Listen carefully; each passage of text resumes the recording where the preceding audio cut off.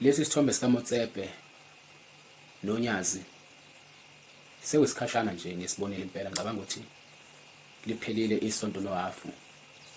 Ngilokho engifuna ukukhuluma ngaso, kodwa manje uthola ukuthi ubuye nje kukhohlakala emqondweni.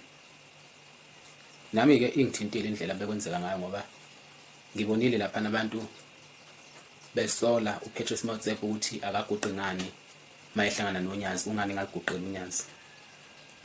Mina ngowami umbono nje, uMotsepe bekufanele engaguqi, ngoba uMotsepe akasili iNazaretha, futhi mayebona uNyazi akalibuki ngalendlela amaNazaretha asebuhleni asuke elibuka ngayo.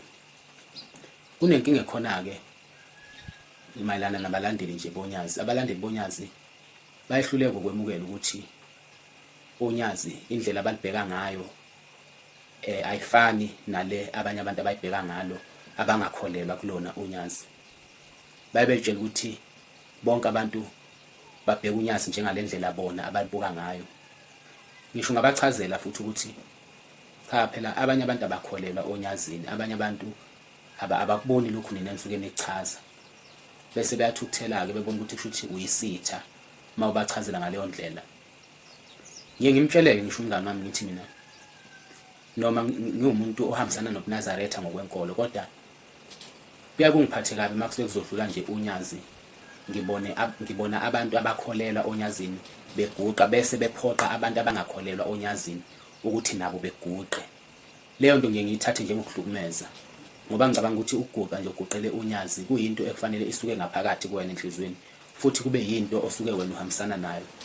Mina nje uMotsepe angiliboni iphutha ukuthi akaguqanga ngoba akakholelwa oNyazini ngalendlela amaNazaretha asuke ebuka ngayo uNyazi. Yebo khona uMotsepe uyazi ukuthi uNyazi umuntu omkhulu kanjani, kodwa yena akabuki ngalendlela amaNazaretha abuka ngayo.